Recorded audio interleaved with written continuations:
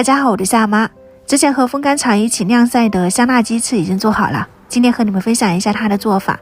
如果觉得灌肠比较麻烦，那这个风干鸡完全可以去试一下，味道很好吃，可以当零。我用了2种，全翅4斤，鸡翅根4斤。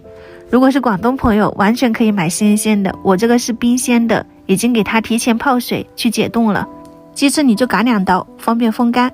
鸡腿就用牙签扎孔，方便入味道。加入一点葱姜、白酒，使用盐、白糖，还有细一点的这种辣椒面，如果粗的话呢，它就裹不上。少量的胡椒粉，一点味精，还有一点五香粉、生抽，就是这些调料就可以了。全部翻拌均匀。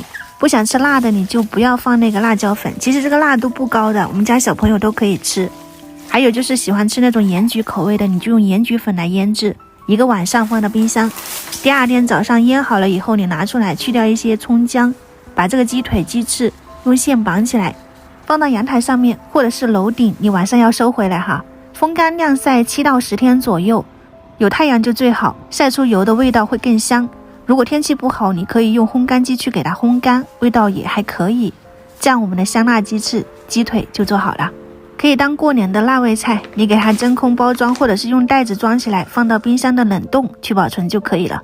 也可以是平常的小零食，这个吃起来就有点像那种手撕鸡翅一样，很香，鸡肉又很有嚼劲。如果你也喜欢吃这种风干鸡的话呢，可以在家里面去尝试一下。